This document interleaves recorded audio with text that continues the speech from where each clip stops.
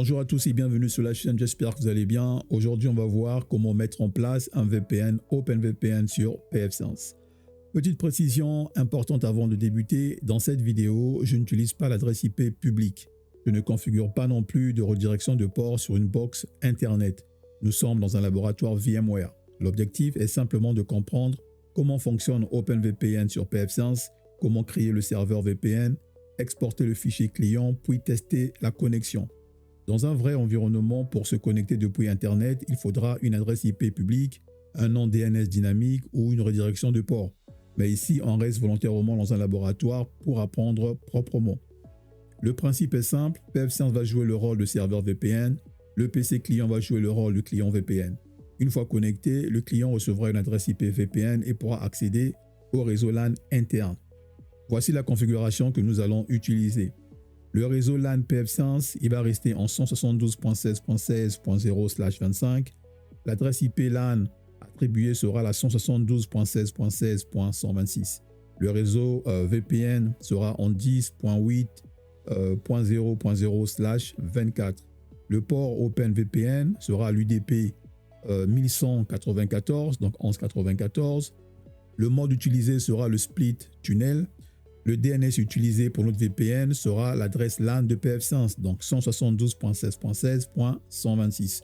Le point le plus important à comprendre, c'est que le réseau VPN doit être différent du réseau LAN. Donc ici, le LAN est en 172.16.16.0/25 et le VPN sera en 10.8.0.0/24. C'est propre, les deux réseaux ne se chevauchent pas. Avant de commencer, il faut vérifier que pfSense fonctionne correctement. C'est-à-dire que le LAN pfSense a bien l'adresse IP qui nous permet d'accéder à la page web de pfSense. Depuis une machine cliente du LAN, on peut tester le ping 172.16.16.126. Si le ping répond, le LAN fonctionne. Ensuite, pour le test VPN, le client VPN doit être placé côté WAN de notre laboratoire, ou au minimum sur un réseau capable de joindre l'adresse WAN de pfSense. En clair, le client VPN ne doit pas être directement dans le LAN 172.16.16.0/25. Il doit simuler un utilisateur extérieur au réseau interne. OpenVPN écoutera sur le port UDP 1194. Donc, si le client VPN ne peut pas joindre l'adresse WAN de pfSense, la connexion VPN ne pourra pas démarrer. Actuellement, je suis sur la page web de pfSense. Nous allons commencer par entrer nos identifiants pour accéder au tableau de bord. Une fois connecté au tableau de bord, je vais dans Système, ensuite je vais dans Certificat. Je reste dans Autorité, je clique sur Ajouter. Ici, nous allons créer l'autorité de certification qui va signer les certificats utilisés par OpenVPN. La première case à remplir, c'est Descriptive Name. Ici, vous allez mettre un nom. Pour ma part, je vais mettre VPN-A. Pour méthode, je laisse par défaut. Ensuite, je descends au niveau de autorité de certificat interne.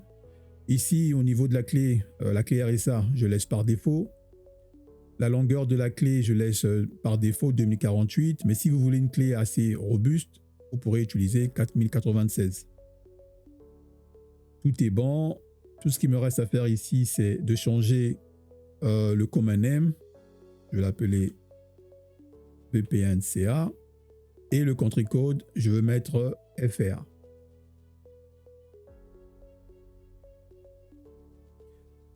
Pour le reste, pour les autres champs, je peux laisser les valeurs par défaut. Ensuite, je clique sur Sauvegarde. Notre autorité de certification est maintenant créée. Maintenant, je vais créer le certificat du serveur OpenVPN. Toujours dans Système, cette fois-ci, je vais dans Certificat, puis je clique sur Ajouter. Méthode, je laisse par défaut. Au niveau du Descriptive Name, on va l'appeler OpenVPN. Je vais faire ça en majuscule. OpenVPN, on peut rajouter, on va mettre serveur certificate. OpenVPN Server Certificate. Au niveau du certificat interne, notre certificat que nous avons créé dans autorité a bien été remonté. Donc, on n'y touche pas. Au niveau du type de clé, on laisse tout ça par défaut. Au niveau du nom, on va l'appeler OpenVPN. On va mettre -serveur. Au niveau du code, on laisse bien FR. Alors, pour les autres options, je laisse par défaut. On en a. Alors, par contre, j'ai failli oublier. Au niveau du type de certificat, alors vous devez vous rassurer qu'il ne reste pas sur certificat utilisateur. Parce que ici, nous parlons d'un certificat serveur. Donc, vous allez cliquer sur utilisateur certificate. Il va déployer une petite arborescence et vous allez choisir serveur certificate parce que, comme je l'ai dit, nous sommes en train de configurer un certificat pour notre serveur. Donc, choisissez serveur certificate.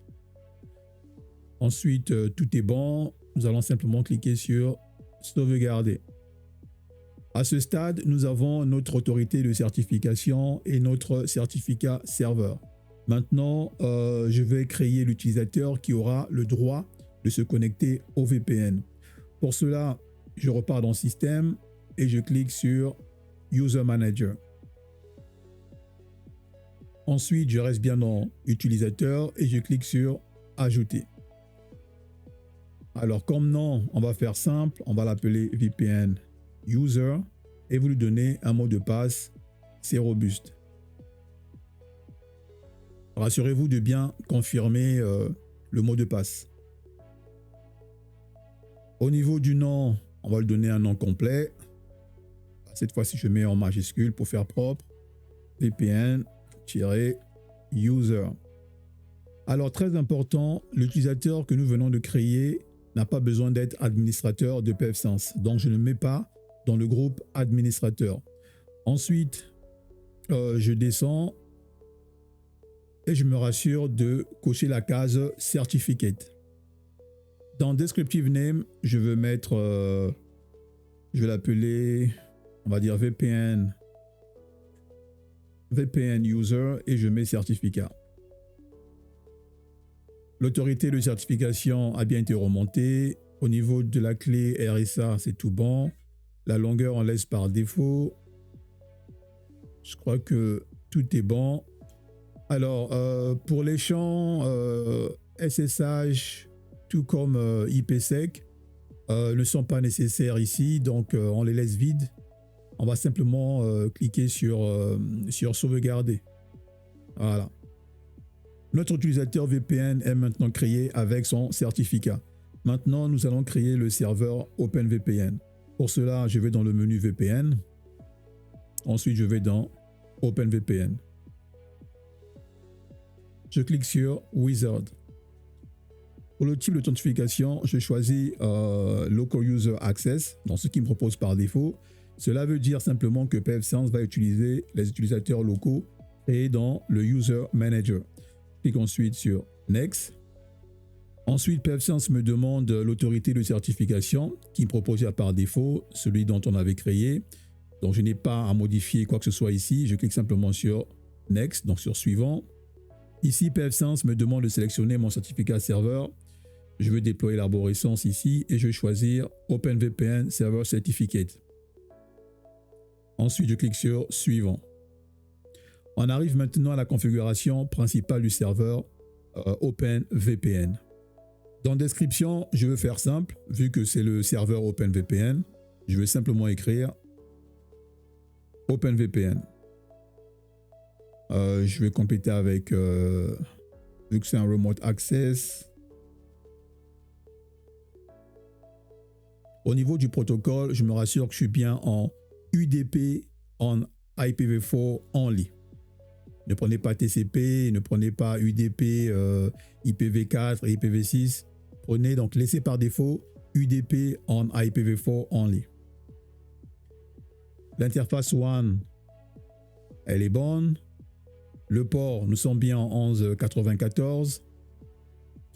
Ensuite, dans la partie chiffrement, je garde les paramètres proposés par pfSense. je ne touche à rien. Ces paramètres sont adaptés à notre laboratoire et restent propres pour une configuration classique, donc on n'y touche pas. Maintenant, on arrive à la partie la plus importante, les paramètres de notre tunnel. Dans IPv4 Tunnel Network, vous allez mettre le réseau de notre VPN. Donc, moi, j'avais dit 10.8.0.0/24. Ne cochez pas la case redirection IPv4 Gateway. Donc, ici, vous ne touchez à rien. Au niveau de l'IPv4 réseau local, nous allons mettre le réseau de notre PF5. Donc, nous avons dit 172.16.16.0/25. Et je descends vers le bas. Au niveau du serveur DNS, ici, je veux entrer l'adresse IP de notre LAN PF5. Donc, 172.16.16.126. Au cas où vous vous demandez pourquoi le 126, pour ceux qui ont suivi ou qui suivent mes vidéos, ils savent d'où vient cette adresse. Cette adresse, c'est l'adresse LAN que j'ai donnée à mon PF5 qui me permet d'accéder à la page web. Donc, c'est cette adresse que nous allons utiliser plutôt comme DNS. Je laisse les autres options par défaut, puis je clique sur Suivant.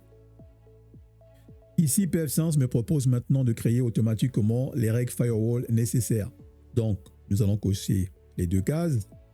La première règle autorise en gros les connexions vers le serveur OpenVPN sur l'interface WAN. Même si PF5 parle le client venant d'Internet, dans notre laboratoire, cela veut simplement dire autoriser les connexions qui arrivent côté WAN du laboratoire. Cette règle autorise l'UDP 1194. La deuxième règle, quant à elle, autorise les clients connectés au VPN à passer dans le tunnel. Pour notre laboratoire, on va dire c'est pratique. Ensuite, je clique sur Suivant. Et je termine mon wizard en cliquant sur Terminer. Après la configuration de notre serveur, je vais maintenant dans le Firewall. Ensuite, je vais dans les règles. Et ici, je dois voir mes règles autorisées. Donc, vous devez vous rassurer qu'au niveau du protocole, vous avez bien l'UDP, donc IPv4. Au niveau de la destination, c'est bien le WAN. Au niveau du port, vous avez bien 1194, donc 1194. Et au niveau de la description, vous avez bien OpenVPN. Voilà, vous avez le nom de votre serveur en entier.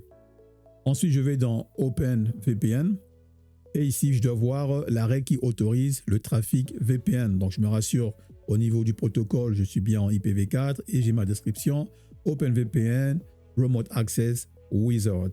Pour un laboratoire, une règle large, on va dire, est acceptable pour tester rapidement. Mais en production, il faudra limiter les accès seulement aux ressources nécessaires. Maintenant, il faut exporter la configuration client. Pour ce faire, nous allons repartir dans Système. Nous allons aller dans Package Manager. Et ici, nous allons cliquer sur les paquets disponibles. Nous allons rechercher je crois que c'est Open VPN-Client. Je crois qu'il n'y en a qu'un seul, il va nous le dire. Voilà, il est là. Ensuite, on l'installe. Donc, cliquez sur Installer.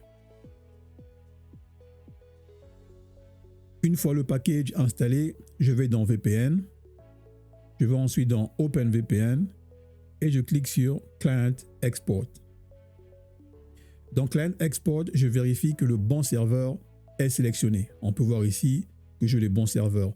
Au niveau de la résolution du nom d'hôte, rassurez-vous que vous êtes bien sur interface IP. Ce champ est très important car il définit l'adresse que le client VPN va utiliser pour connecter PF5. Ensuite, je descends jusqu'à mon nom utilisateur. Donc, vous allez sur OpenVPN Client, autant pour moi. Et ici, vous devez voir votre nom d'utilisateur ainsi que son certificat. Pour ce tuto, nous allons faire simple. Nous allons simplement cliquer sur Most Client. Cela va télécharger notre fichier OVPN que je vais sauvegarder sur mon bureau. Nous venons de terminer l'installation et la configuration de notre VPN sur pfSense. Maintenant, nous allons passer du côté client. Alors, comme client, moi, je vais utiliser mon PC physique. Comme je l'ai dit au début, le client doit être placé du côté WAN de notre laboratoire ou au minimum sur un réseau capable de joindre l'adresse WAN de pfSense. Donc, sur mon navigateur, je vais ouvrir une nouvelle fenêtre et ici, nous allons aller sur le site officiel de OpenVPN pour télécharger OpenVPN Connect. Ce petit utilitaire va nous permettre de nous connecter à notre VPN. Je mettrai le lien en description. Donc, une fois sur le site, vous allez simplement cliquer sur télécharger MSI. Je veux du principe où nous sommes tous sur du Windows. Si vous êtes sur Mac adresse et plutôt sur Mac OS, vous allez cliquer sur Mac OS, Linux. Nous sommes sur Windows. Donc, je clique sur Download. Moi, je l'ai déjà fait. Tout ce que j'ai à faire, donc une fois que vous téléchargez le logiciel, faites un clic droit dessus et cliquez sur Installer. Vous allez avoir ce wizard. Vous allez simplement le suivre. Suivant. Vous acceptez les termes de licence. Suivant et Installer. Alors, l'installation est terminée. Je clique sur Terminer. Vous aurez ça. Vous aurez ce petit pop-up.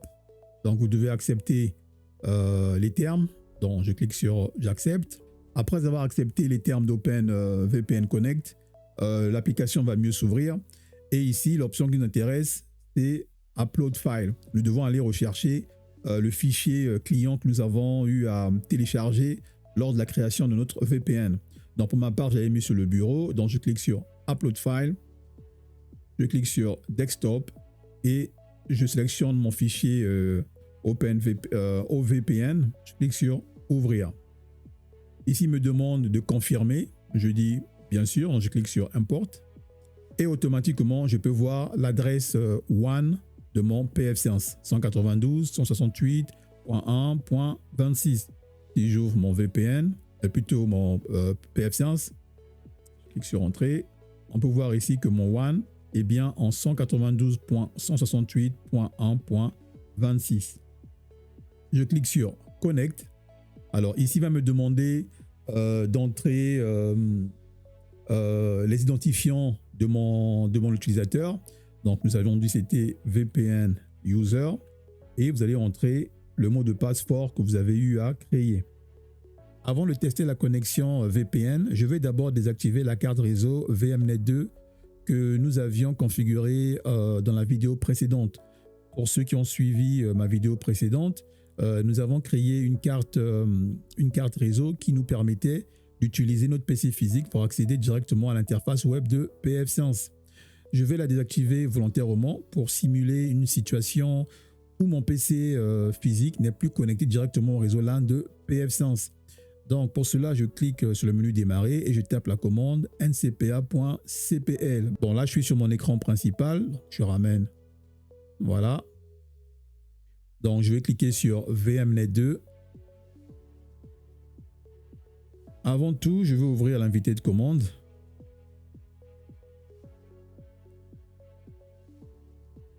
Voilà.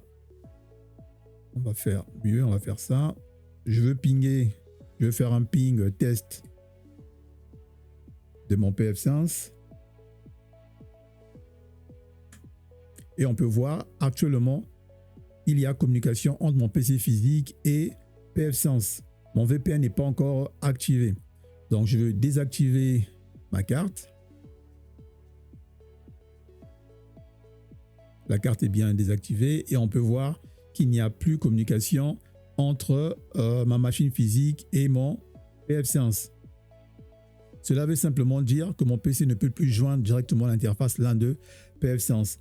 Maintenant, si j'essaie d'accéder, si je repars sur la page web de pfSense, on peut voir que j'ai été déconnecté. C'est normal puisque mon PC n'est plus connecté au réseau LAN de pfSense. Maintenant, nous allons nous connecter à notre VPN. Donc, je ramène mon VPN. J'ai entré mon utilisateur ainsi que son mot de passe et je clique sur Entrée. Une fois le VPN connecté, je vais repartir dans Je vais repartir dans l'invité de commande et on peut voir qu'il y a connexion entre mon PC physique et le pfSense. Bon, je vais faire CTRL-C pour annuler. Je vais taper ipconfig. Normalement, je dois voir une interface OpenVPN avec une adresse IP dans le réseau VPN, par exemple un 10.8, quelque chose. Voilà, je suis en 10.8.0.2. Cela confirme que mon client a bien reçu une adresse IP VPN. Ensuite, je vais tester l'accès à la page web de pfSense. Je vais simplement rafraîchir et on peut voir que je me suis reconnecté directement à la page web de pfSense. Cela veut simplement dire que le tunnel VPN fonctionne correctement et que mon client peut maintenant accéder au réseau LAN de pfSense, même sans être connecté directement à la carte VMnet 2. Partons du principe où le VPN se connecte correctement, le client reçoit bien une adresse VPN, par exemple 10.8.0.10, mais quand il teste le réseau LAN, ça ne répond pas. Le ping ne fonctionne pas. Dans ce cas, le problème n'est probablement pas la connexion VPN elle-même. Le problème vient plutôt de l'accès au réseau interne.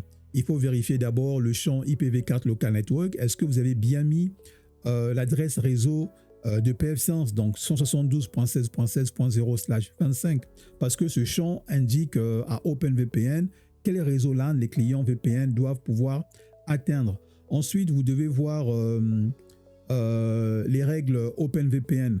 Donc, si vous allez dans Firewall, ensuite vous allez dans Rules, vous allez dans OpenVPN.